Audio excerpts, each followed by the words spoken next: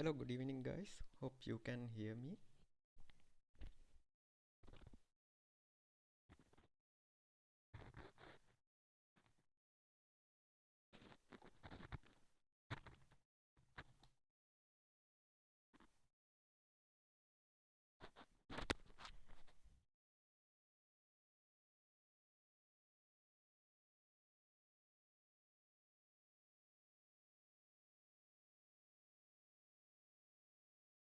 Okay, then shall we start the session?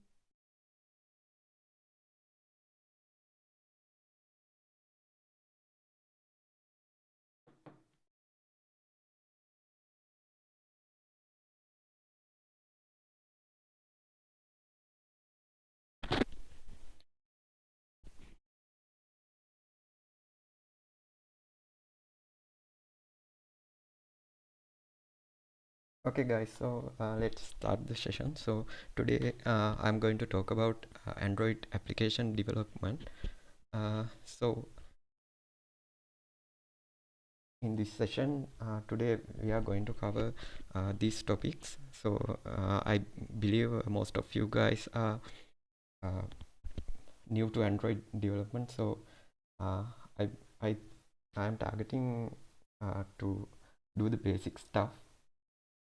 So if you have any questions or to do any clarifications, you can use the live chat and ask questions while I'm doing this session.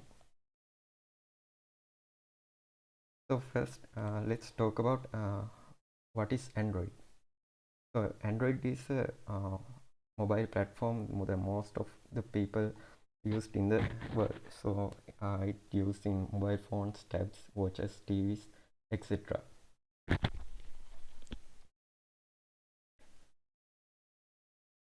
So why do we need to develop Android applications? So the main reason is the most popular platform is Android. So uh, you can build your own applications and put it into the Google Play Store. So anyone can download it and use it. And then the Android phone has different kind of sensors. It has Wi-Fi, Bluetooth, gyro, and many things. So you can use it to do your small projects and other stuff. And it is very easy to the develop applications because it uses Java, XML, etc. And also Android SDK support is and IDE support is uh, they provide a lot of help, so it is very easy to you to use it. So talking about Android distribution platforms, there are a lot of platforms has been released up to now. So you can see some of those platforms on the screen now.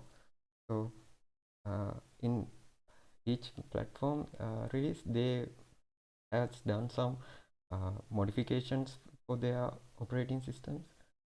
If you check about the earlier versions, like before KitKat,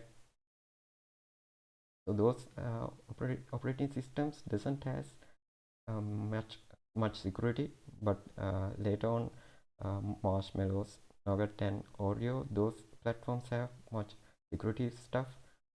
So if you have used the old mobile phones, so you can see that when you're installing an application, it doesn't ask for user permission for anything. But nowadays, when you install application and open it, it asks this application need your permission for access SD card, other stuff.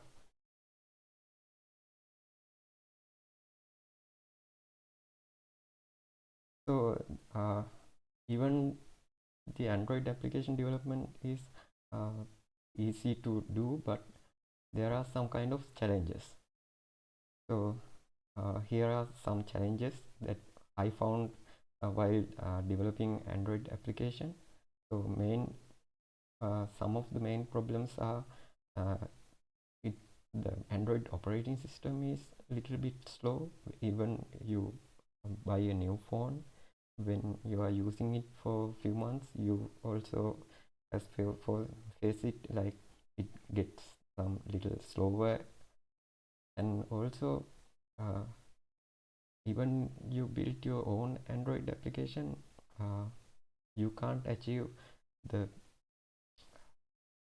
perfect performance. So, and also you can't use screens like in PC. And also old version compatibility. That means if you are building an Android application targeting a new version of Android distribution, so is it working for the old versions? So those kind of things are there.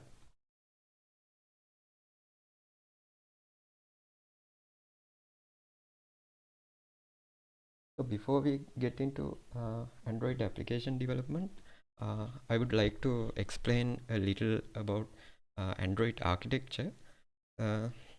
So up to this point, is there anything to clarify for you guys?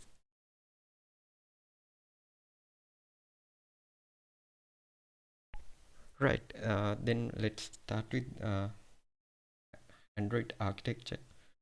So there are so in this figure you can see the main architecture of the Android operating system. So there is a Linux kernel that connect with the hardware, and then there is a hardware abstraction layer. So this layer connect with the kernel and other hardware modules.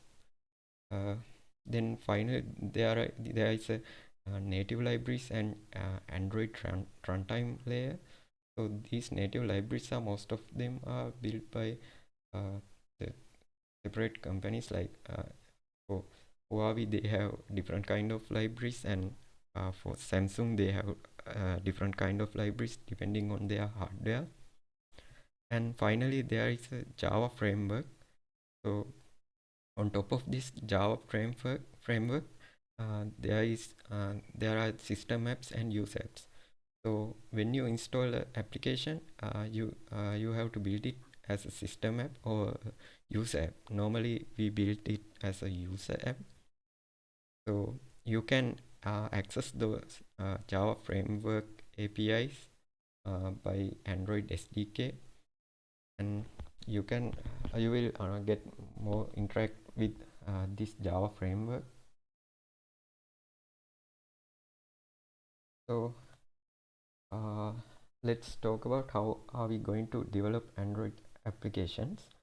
So for that I'm going to talk about using Android Studio. So with Android Studio you need to download Android SDK, and it's better to have an Android AVD, which is a virtual device. And finally you need to install Java JDK as well.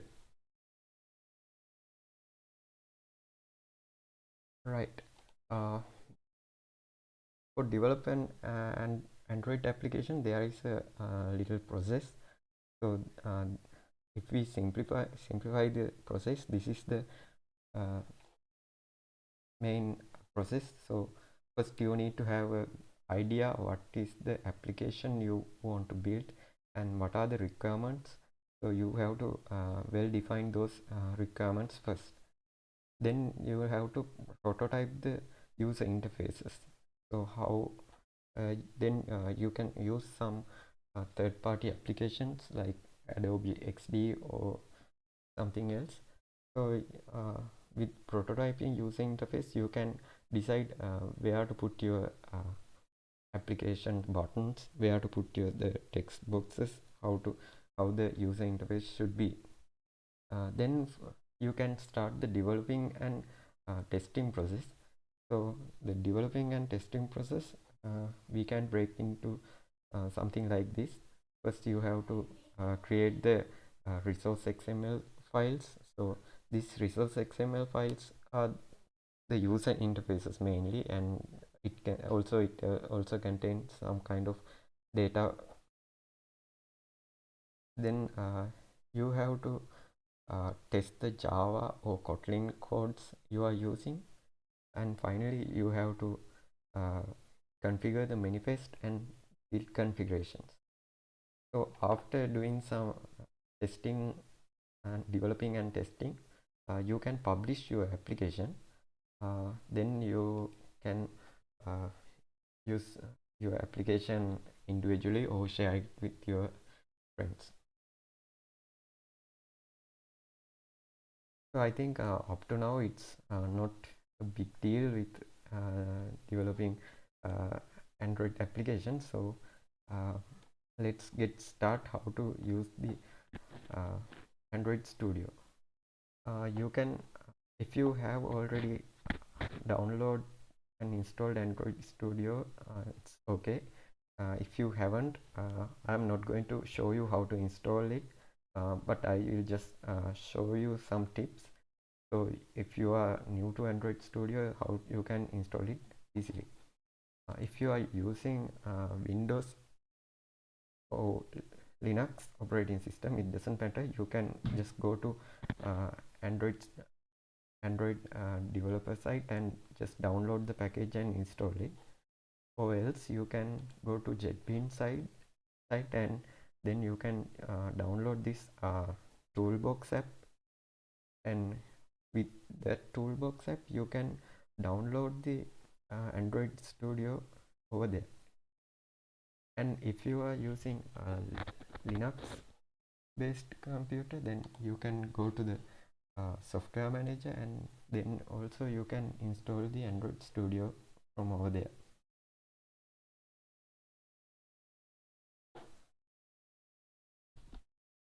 So when you open Android Studio, currently I am using Android Studio 3.6 version, so it's like this when you open it for the first time. From here you can start a new project or open existing project. So I'm going to start a new project today. So when you start a new project, this kind of window will appear, and you have to select a project template. So I will selecting an empty activity at the moment. Then you have to add the application name. So I'm going to name it as my test application. Then you can select the language you want to use. So I will select Java at the moment. Then you have to select the minimum SDK. So selecting the minimum SDK, this is the place that you have to select what is the operating system that your app should work, the minimum operating system. So if you select like KitKat like this, so your application will work up to KitKat, but before Android KitKat versions, your application will not work. So normally, now I will select Android KitKat for this example. So after clicking on finish button, your project will be open. So it will take some time to load the project, and sometimes it will download some stuff and scanning for index, syncing. So those kind of processes are going on. So you can see it on the bottom status bar over here.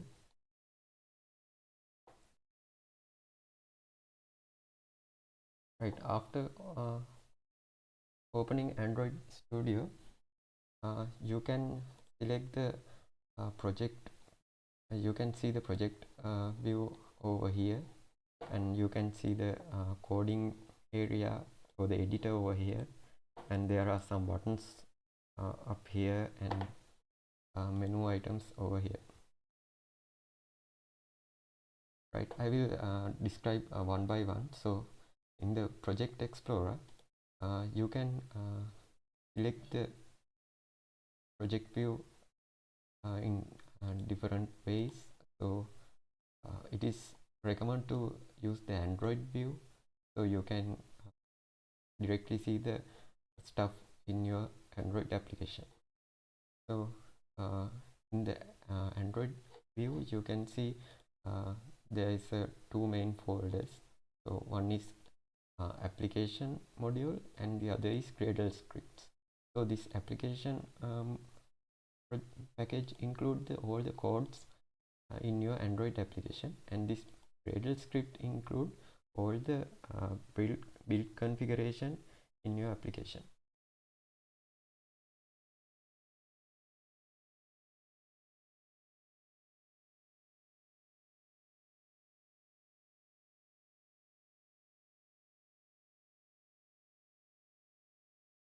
Okay, so there is a little questions. What is the advantage of selecting of SDK up some Android versions?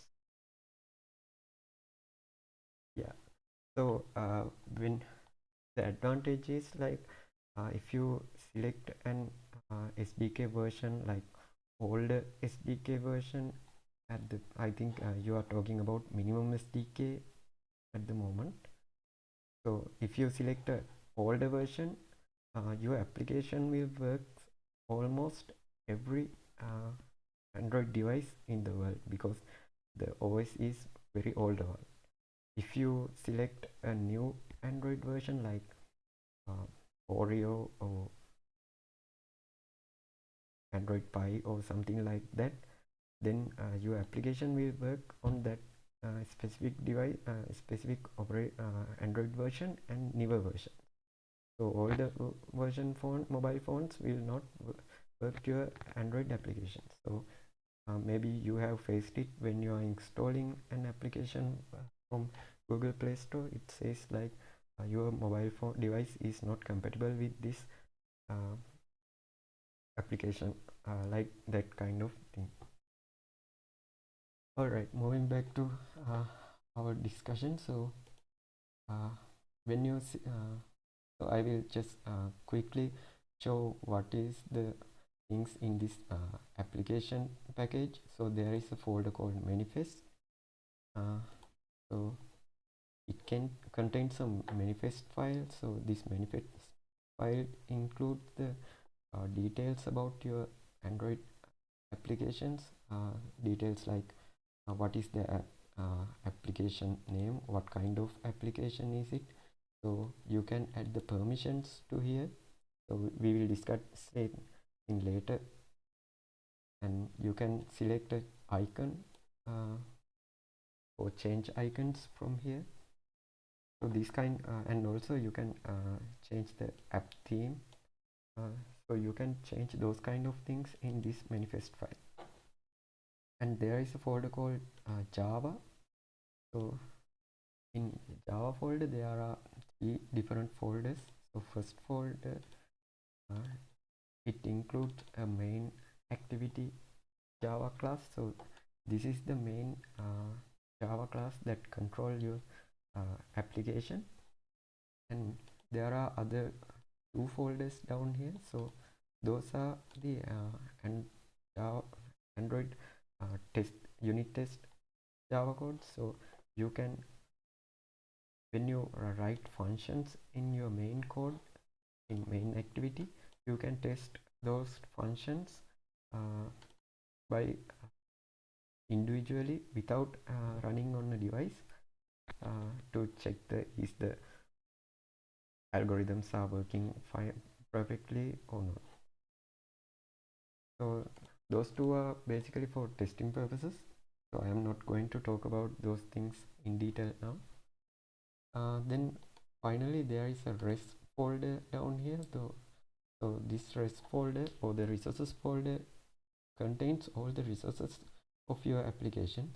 So drawable contains the images icons, other stuff. And the layout contains the main layout of your application. And minmap contains the icons, and value contains different values, like if you can set color values and have theme and strings used in your applications. Those things are saved in under strings.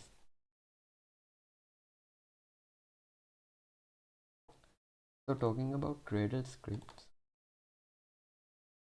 there are two Gradle scripts, main Gradle scripts. So first one is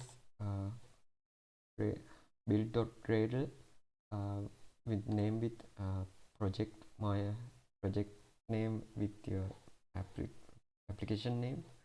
So this is the main project Gradle script. So this Gradle script contains all the dependencies and repositories and other stuff that this is like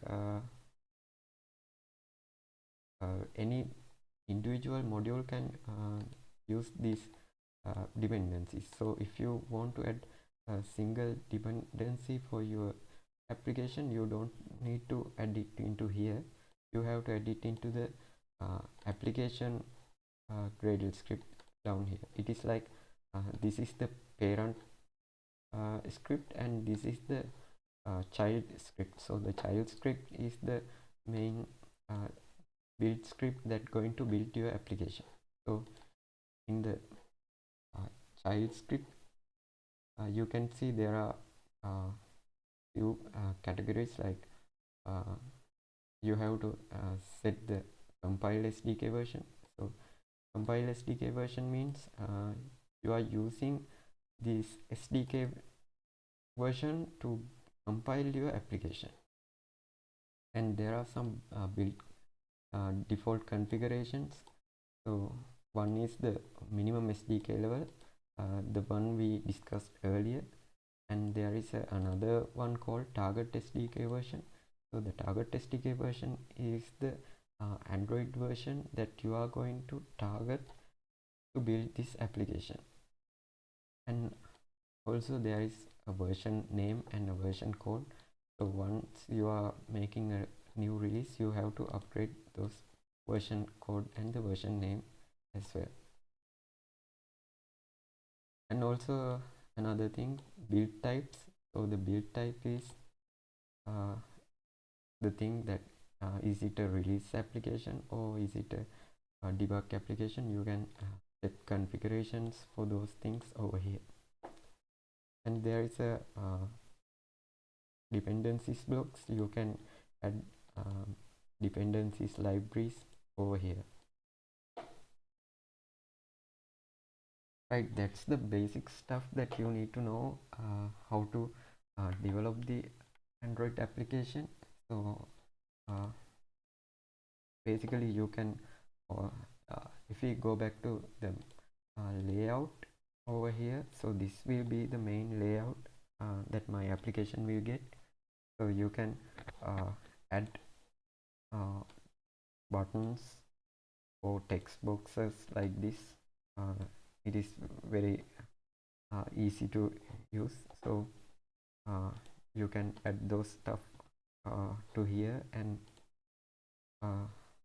if you prefer to use the GUI editor, you can do it like this. And if you prefer in XML, you can edit those stuff by switching to XML view or GUI view.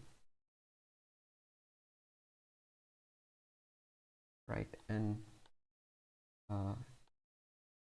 the things in the main activity Java class is the main Java class that control your Android application. So you can write your code over here.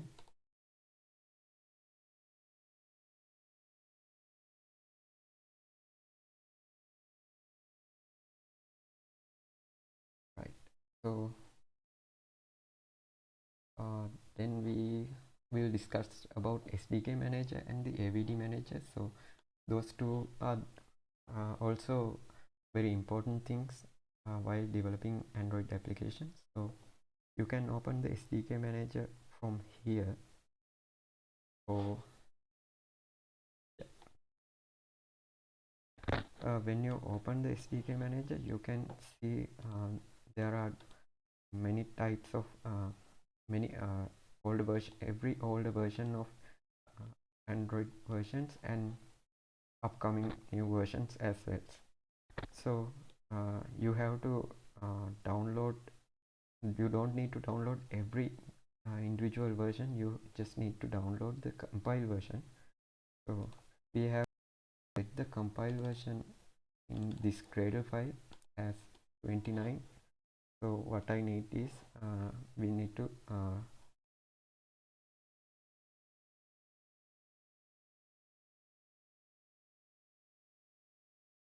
so you just need to download that version. So I have partially installed that version. So if I see the show package details, you can see I have downloaded the SDK platform, but other stuff I didn't download it because I don't need those things. And if you go into SDK tools, there are some individual tools that you may need to use with your application in special cases. Like if you are developing a native application, so you need to download this NDK and CMake, those kind of stuff.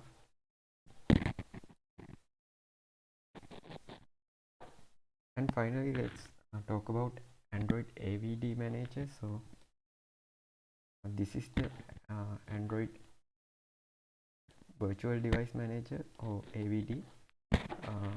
So you can create a new virtual device from here. So you need the virtual device to test your application. So it is the main advantage of using the virtual device is since you are developing a new application, there might be some code issues. So if those issues will not harm to your physical devices, so even it crashes, it doesn't matter since it is a virtual device. So you can select any type of device from here and click next, and you have to select a Android image that you need to install your AVD device, virtual device. So I have already downloaded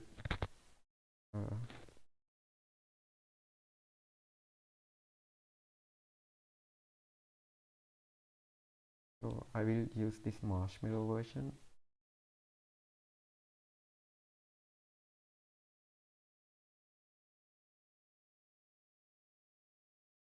Right. So I need to download the version at the moment, so I'm not going to do it because it takes too much time. And after clicking next, your virtual device will be turned on like this.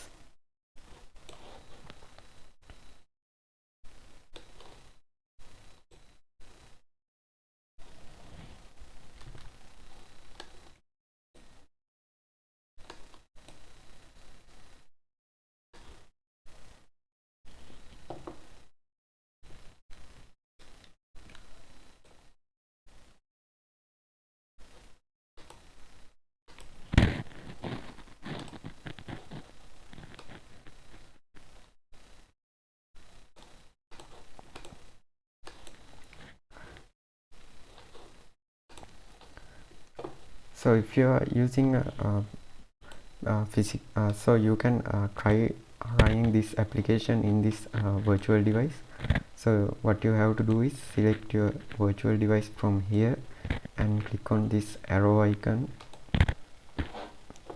So your application will start building. So you can see the build status from down here, and your application will open right here.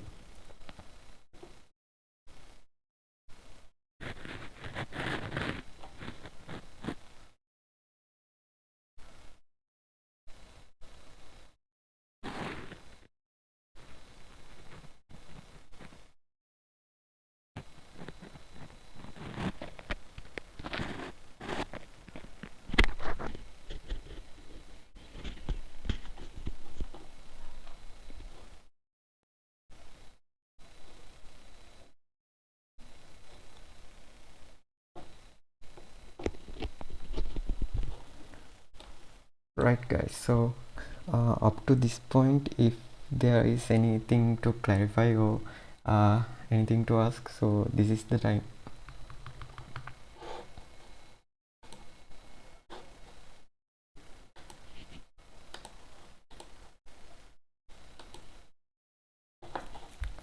So we have already discussed about the window panels of the Android Studio and project exploring area, and talk about manifest and app icon namespaces,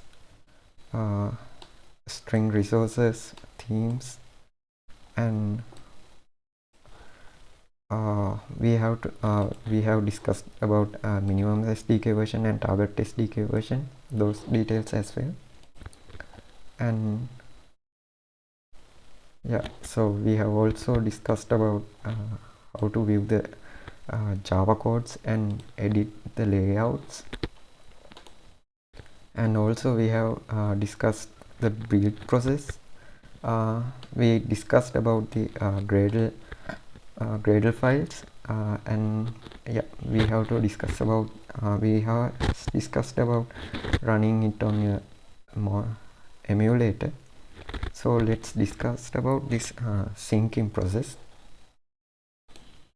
So yeah, so there is a process called sync the project. So if I open this Gradle script, so I am going to change this version number. So I'm going to change it like 2. So whenever you do some change in this Gradle script, it asks to sync the project. So you can just simply sync it by clicking this button, or clicking on this elephant kind of button. So what happens is the Gradle runs through this script and install the dependencies and update these versions and do the background stuff. So if there is any error, so you can see it. So I am going to change this version number like 2.2. so I hope that this version is not already released. So if I sync it now, I should get an error for this change, since there is no version or something like this. Yeah, so it says like that. So you can fix those kind of errors by sync your application.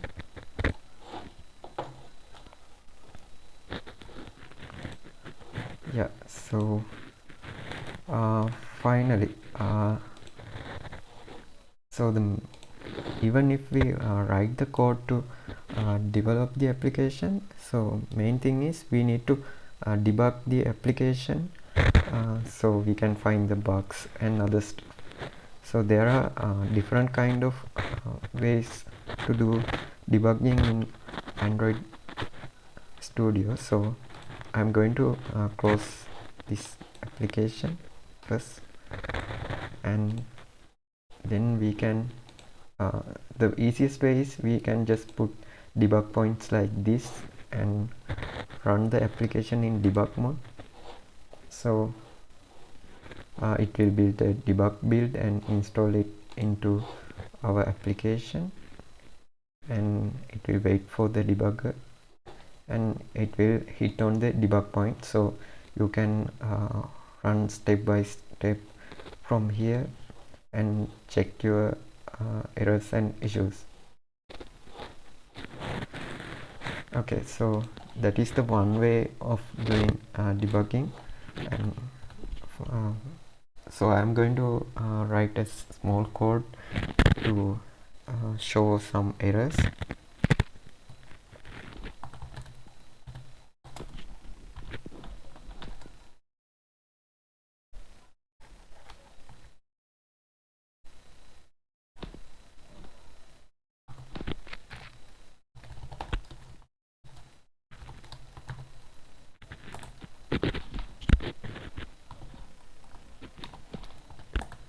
So I have created an integer array of 5 elements, and I am going to access it in a for loop.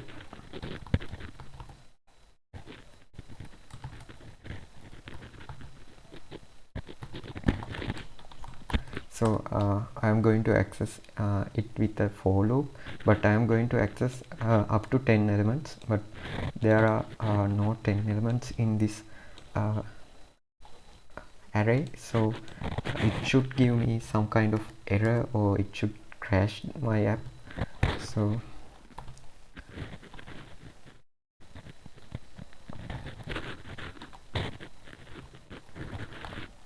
I am going to assign these values in this integer array. So if I run this application, there are no compile errors came, but when I run it, it opens and it crashes. So one way of finding this bug is we can put a debug point and run, or we can just use another way. We can use this logcat. So it shows logs of the Android device you have already connected here. So if I run my application again, so you can see it has a error message like this. So you can go to the place and see what is the error. So it says array index out of bound exception, so that means like this array is going to talk out of bound. So these are the simple things that you can use to debug your application, and also you can use a logger like this.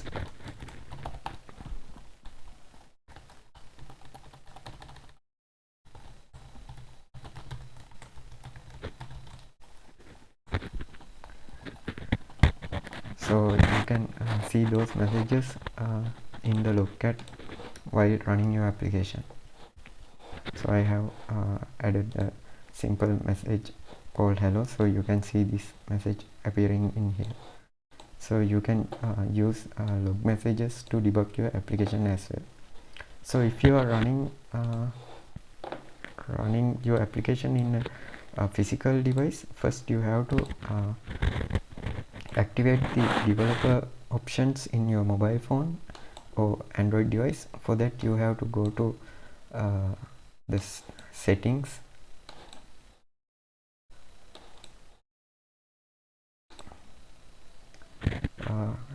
go to settings in your mobile device. So I can't show you my physical device at the moment, so I am going to show it in this virtual device. So when you go open the settings, then go to the systems,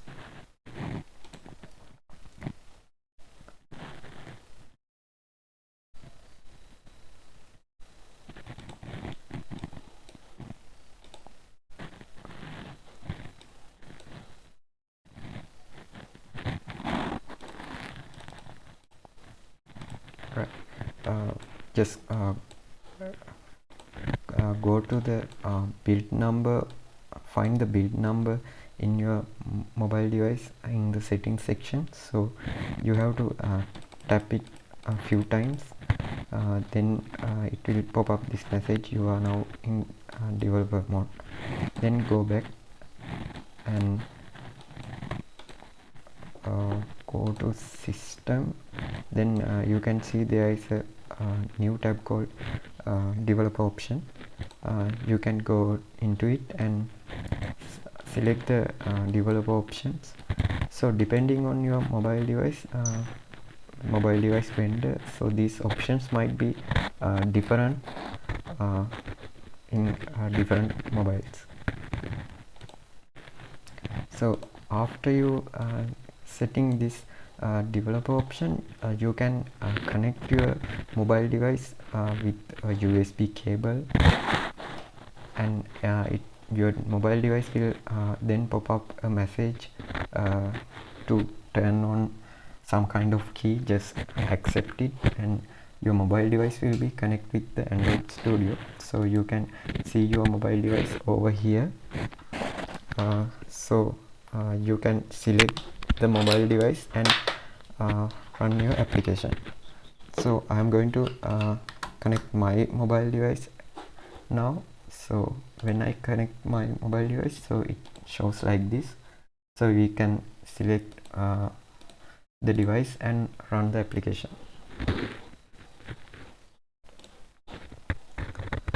Right.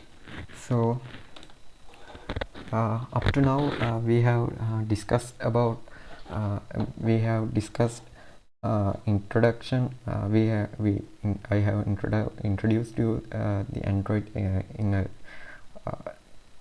little way. So then we explain about Android architecture, and we have created a sample project and discuss about these things. So if there is any questions up to now, we can discuss now.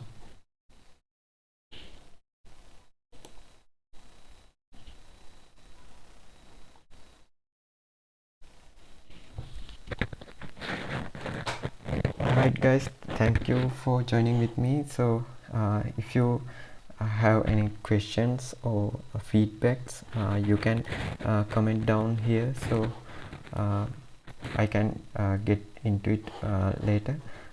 Thank you very much for joining with me.